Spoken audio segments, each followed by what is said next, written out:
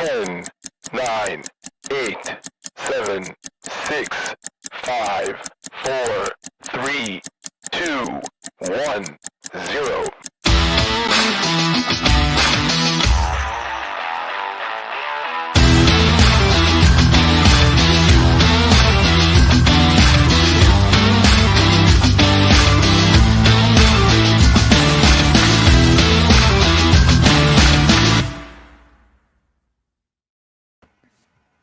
Buonasera a tutti, good evening everybody. Why am I speaking in English, Monica? Well, because we have an English-speaking guest tonight. So after a year of New Normal Live, we decided that it was time also to go international, and we have an international guest. So let's go. Last Thursday, we had an English lesson. Do you remember? With Norma's teaching. We were speaking. Norma's teaching. Yeah. Norma Cerletti is she's a star on Instagram, and she spoke with us about the best way to learn English. So today we do an interview in English, and we are going, ladies and gentlemen, to meet a special entrepreneur who invented a pencil that you can plant, Mr. Michael Stausholm.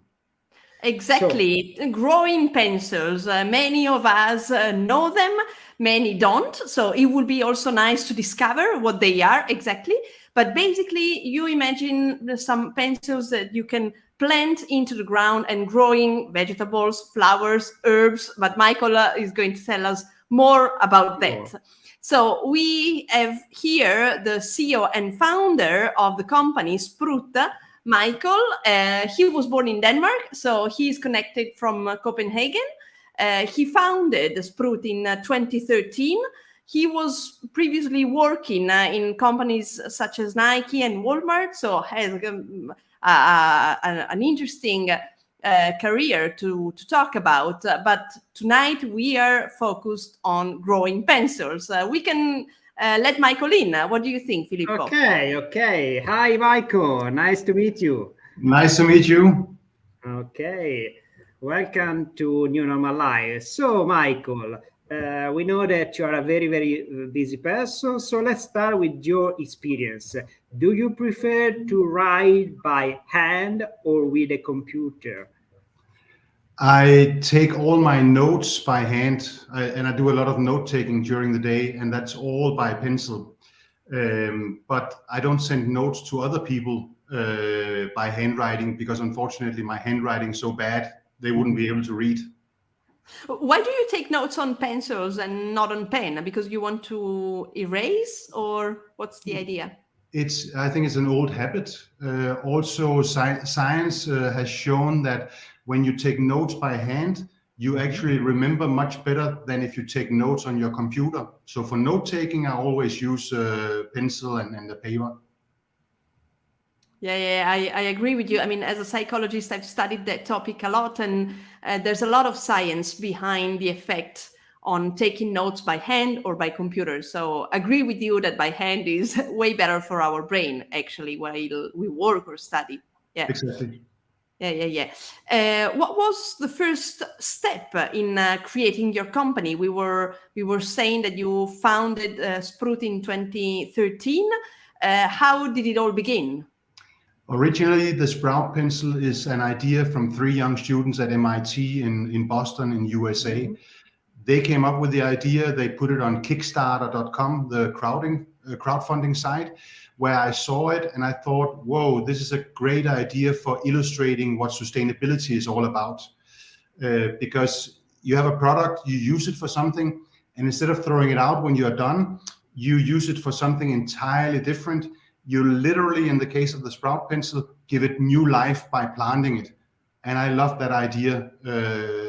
I took contacts to the young students, and I made a deal with them to initially sell and distribute in Europe. And about a year later, in 2014, I purchased all the rights, the patents behind the Sprout pencil from the young students, and they moved on to other things. Mhm. Sorry, I mispronounced the company name. So it's Sprout. Sprout. Yes. So, but what is the purpose of Sprout? I mean, what is the mission of your company? Initially, Sprout was about a product. It was a fun product. It's a pencil you can write with, and then you can plant it. But very soon and today, Sprout is all about purpose before product, because the Sprout pencil is used by especially companies all over the world, but also consumers to better understand sustainability. If you are a consumer, to explain to your friends or to your kids what's about. If you are a company, it can be very, very difficult to communicate sustainability. So companies like Disney, like Carabinieri, and so on, use the Sprout pencil to send their own sustainable messages. They get their names and messages engraved or printed on the Sprout pencils and hand them out, and they start a conversation about sustainability. So it's all about the purpose, and it's also about inspiring others to think. If you can take a pencil and give it a second life by planting it, what other products can you take and give a new life after the original use? Very nice. Awesome. So But it's not all about the object, but the idea behind it, which is very, very interesting. In the meanwhile, I just go to Italian 1 second to ask our audience if they know about the pencil. So chiediamo intanto, switchiamo un po' tra l'italiano e l'inglese per insomma tenere un po' il filo con tutte le persone che ci seguono ogni giovedì, e vi chiediamo: ma voi le conoscete queste matite che si piantano? Le avete mai in qualche modo intercettate? Perché le usate, non le usate, perché cosa le usate, a chi scrivete? Insomma, abbiamo qua Michael che è il fondatore di questa bellissima azienda. Michael, let me ask you something about the funds, the money. I mean, the funding is a big problem for all startups. What about your company? I mean, did the MIT help you to find money? No, MIT didn't have anything to do with the funding. I was first of all fortunate that I was experienced and I had started businesses before, and so I could finance by myself. But also, very importantly, because the Sprout pencil is patented, it means that there's no one, if someone tries to copy or do something similar, that's illegal. They can't do that. There's only one Sprout pencil, meaning a lot of companies want our product. They must come to us or to one of our resellers, of course. So what we did was to ask for prepayment when I started the business. And the prepayment, of course, of the orders, that helped fund the business because it created a positive cash flow. I was also very careful not to invest too much money in the beginning until I knew that this idea was fantastic and it would create a big business. And I think that's a problem for many startups in the beginning, spending too much money before they actually sell product. But I did it that way, and you can do it. We could do it because we had the patent. So we are operating in what you call a blue ocean with no competition, as opposed to not red red ocean. ocean, but blue ocean. Okay. Yeah. Very, very, very interesting.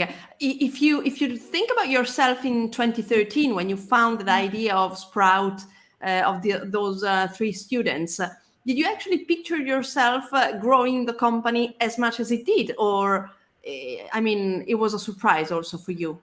No, it was of course it was a surprise to me, because very quickly we got a lot of media attention because it was a new idea, it was patented, and it was about sustainability. I knew the idea was great, but I couldn't imagine that it would be such a great success. I mean, today we have sold more than 40 million pieces of Sprout pencils. We sell in 80 countries. We have all kinds of very, very big customers and clients, governments, and so on. But I could never have imagined that when 8 years ago I was standing in the living room with the kids packing pencils, thinking where to put all this because there was pencils everywhere. I didn't imagine it was grow. And Sorry, today Michael, how many exactly. pens? How many pens did you sell in Italy? You mean you said you told us 40 million all over the world, but how many in Italy? Italy has always, actually from the beginning, been one of our biggest markets, top 2 market for Sprout. Mm-hmm. So we have sold millions. So the other which is it? That's a little bit between USA and Germany, but Italy always either number 1 or number 2 year after year. Wow. And we've sold millions of Sprout pencils, and we still do today every year. But from your point of view, what is the reason? I mean, Italy is a great market for your pencil. Initially, I think it was a little bit by coincidence because we got a lot of bloggers writing about us in Italy back in 2013-14. We had media exposure and so on. But I also think that Italy is actually very much in the front when we talk about sustainability. Mm-hmm. Italy is very much about the natural food, is about organic growing. So it resonates with the Italian consumer and companies to use Sprout pencils to communicate their own business and sustainability messages. Yeah, well, nice. It's a nice idea that you have of us Italian. I think we can be glad now about the idea of sustainability. But who makes your turnover in Italy? I mean, you sell to companies, you sell to privates. How do you do it? I mean, what's your business? I mean, it's a B2B business. It's a B2C business. It's about 75 to 80% of our business is B2B to companies. Okay. And we sell a lot through reseller companies, distributors in Italy, but we also sell a lot directly to the end customers in Italy. In addition, we sell on our own web shop on sproutworld.com, and we sell a lot on Amazon.it. It seems in Italy, you like to shop on Amazon because, like for the rest of us, it's very easy. Yeah, nice. What's next for the Italian market? I mean, what are your ideas for the future here in our country? What I see is that we continue to grow the business in Italy, and I expect Italy to continue to be one of our biggest markets. But actually, what we just launched a few months ago is a plantable eyeliner. So we are going into the makeup business. And wow, the beauty business. I would be one of your clients then. Okay. Exactly. So we have launched and they're all plantable like our pencils. It's the same principle and it's covered by the same patent. So it's also a global patent. So we launched a black eyeliner, a brown eyeliner, and a brown brow liner. So, and I think Italy is a fantastic market for because Italy is fashion, beauty. It's a home country of fashion. So what we see already is a lot of sales on the eyeliners and brow liners that you can plant as well. Nice. Awesome. And I mean, let's remember it, but with your pencils, you can actually grow plants, but also herbs and vegetables. So we are also a foodie country. Let's not forget about it. Yeah. And with the eyeliners, brow liners, you can grow. They grow wildflowers. So you use your eyeliner, and once you're done, you would normally throw the stuff out, right? But now you can actually give your eyeliner a second life, and you can grow wildflowers. So it's a beautiful solution. And the beauty industry is not very sustainable. They want to be, and they talk about it. But for instance, our eyeliner is allergy certified. So that means if you have allergies, there's no problems. It's all natural, vegan formula and so on. And strangely enough, that's not normal in the beauty industry. We are one of the few ones that are allergy certified. So I expect a lot from this product, but it's a new business for us, and it's all consumer, not B2B. Okay, so Sure. it's a new market also. New market. New And market. speaking about Italy, what's the next step? I mean, we hope that you will open an office in Italy. Am I wrong? That would definitely be in the plans for the future. I mean, we have some great partners in Italy that we work with, but because Italy is such a big market for us, and I only see it continue to grow, it would make a lot of sense for us to let Italy be the next place where we open up an office, which would be in addition to Copenhagen, where the headquarters is, and Boston in USA, where we have an office also. Would it Nice, be in nice. 2022? I would say more 2023, probably. And what about the city? Milan, Rome, Venice, Florence? He wants to go to Florence, I think. Florence, I'm a big fan of Toscana, but I think for business it would be either Milan or perhaps Rome. Nice, nice. Awesome, awesome. And Michael, thinking on your experience as a Danish company opening an Italian market, what would you say or recommend to somebody who wants to approach the Italian market with a business idea? What's your experience, your outtakes from this whole thing? I think Italy is a very big market, but it's also, of course, a very there's big difference between North Italy and South Italy. So depending on your product and your approach, you need to consider that. Strangely enough, our business is just as big in Northern Italy as in Southern Italy, so there's no difference for us. But definitely you need to. So many people think that Europe is the same, north, south, east, west. But especially if you are American, you think Europe is all the same. But we are different. There's a difference between Northern Europe and Southern Europe, and you have to consider those issues also. You need to consider seasons, weather. For us, selling a product that can be planted, we need to consider which plants grow best in which countries, as an example, right? I mean, for example, in Netherlands, you would suggest to plant tulipani. What's the English for tulipani? Tulips. Tulips. Okay. Yes. In Italy, yeah. Actually, in Italy, our sprout pencils with herbs are very, very popular. The basil, thyme, and so on.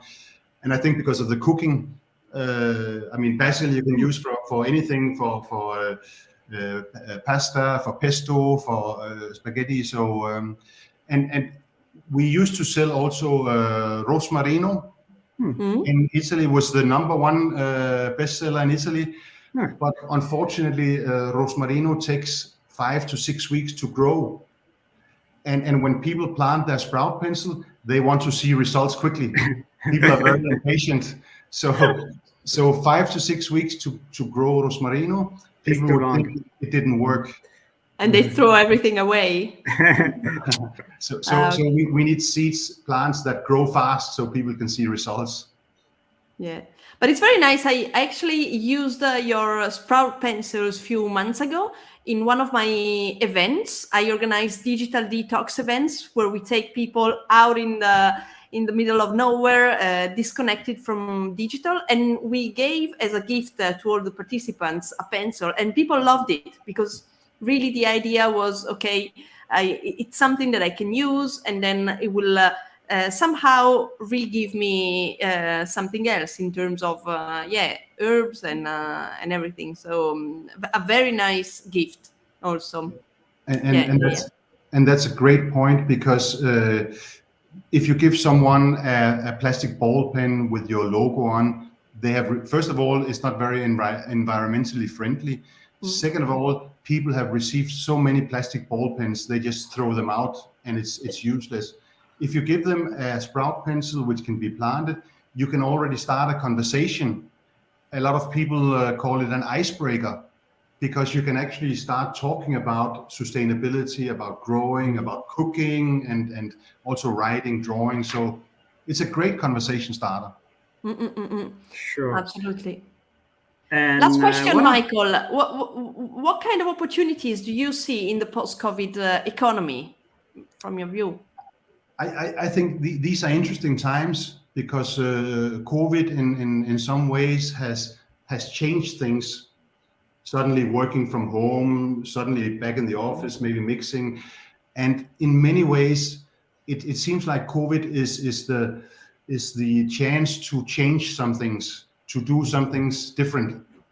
And in my area, which is sustainability and impact the climate, what I've seen is that before COVID-19, everyone was talking about sustainability, but it was sort of a nice thing to have in companies or in your everyday life. It was nice to have. But what happened during COVID-19 and now is that sustainability has become something need to have. There's a lot, we need to do something for the climate, for the planet, to change things, to change the way people are thinking.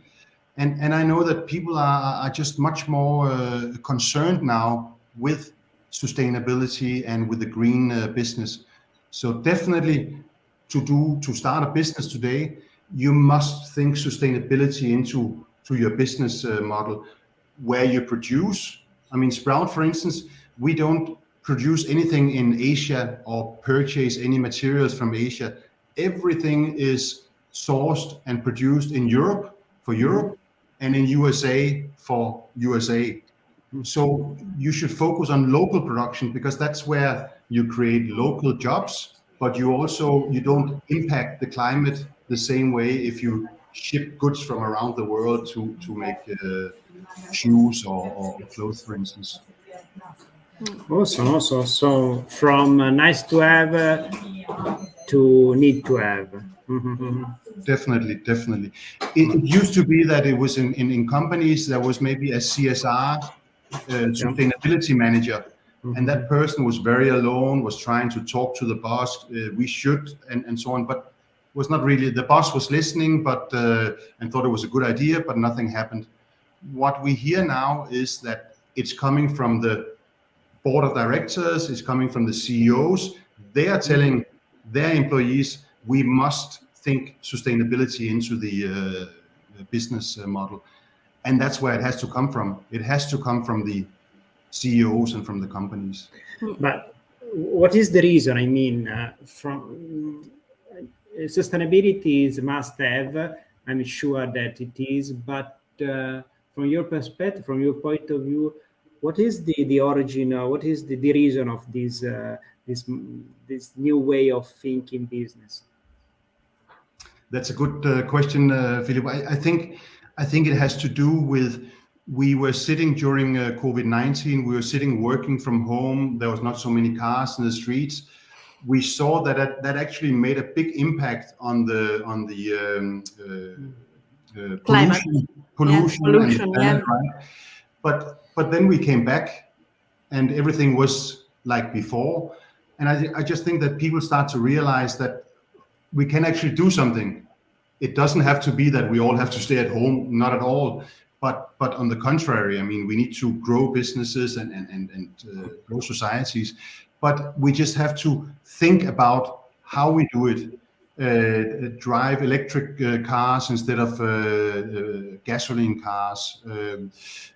And the way we purchase, look at natural things. Purchase local fruit and vegetables and produce instead of buying overseas imported fruit, for instance. And I think it's just, it happened during COVID-19 that people started to think more about what we can do to change things. Sure. So you mean it's pandemic was an opportunity to rethink our business and our life. I think so. I think because we had more time on our hands. A lot of people took walks to just get some fresh air, but we generally had more time to think. And I think the pandemic did that. And I think that was probably the only good thing coming out of that. That it forced us to take it easy and to think and to try and understand what was going on around us. And it was before COVID-19 was a lot of talk about the climate. We must do this and that, and governments talking. But I think that also the ordinary person is starting to see that yes, we must do something, and we must do small things even in our everyday life, because when we do a lot of small things, that actually adds up to make a big impact. Exactly. Yeah. Great. Somehow we think about this topic, sustainability, as something very far away from our everyday life. But in fact, if we try to bring it down to small pieces, then it becomes easier. And probably that's also part of the success of Sprout. Something very little, small, doable from everybody, instead of, as you were saying before, giving a normal plastic pencil, delivering one of your Sprout pencil just gives another message to people. So exactly, and that's back to talking about purpose, because if people are talking about the polar bears are dying because of climate change and the CO2 is a big problem, those are very, very difficult issues to deal with for us as private persons, because how can I do something that can save the polar bears in the Antarctics? But what the Sprout pencil is doing is that it's a small thing. So if you can use a Sprout pencil and you can plant it afterwards instead of throwing it out, what else can I do in my everyday life to not just throw things out, but actually reuse them for other things? And that makes it much, much easier for us to take action. Sure. Yeah. So a small object, a small thing for a big issue. I mean, that's Sprout. Yeah. That's a great message for our audience also, Filippo, because I think in this year we never directly talked about sustainability.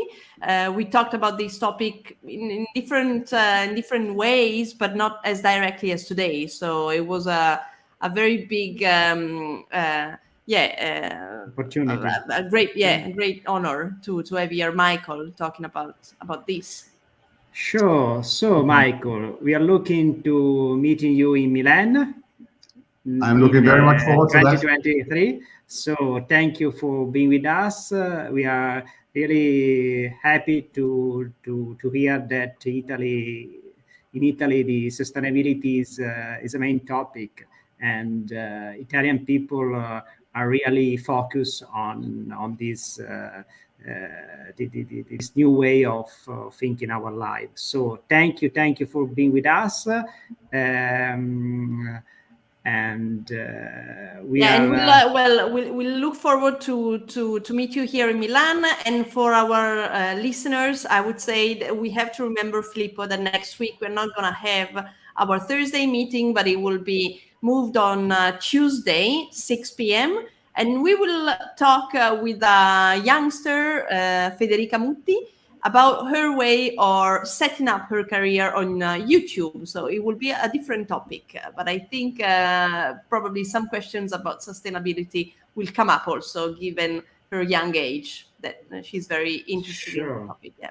So again, Michael, thank you indeed. Thank you for being with us, and thank you to Carmela. Carmela, grazie mille di essere stati con noi. Non ti preoccupare, l'inglese è il mio forte, ma insomma tutto si impara e si può migliorare. Grazie mille. So thank you, Michael. See you next time. Bye bye. Grazie, buonasera. Buonasera. Ciao. Grazie ciao. mille. Bye bye. Ciao. Bye bye.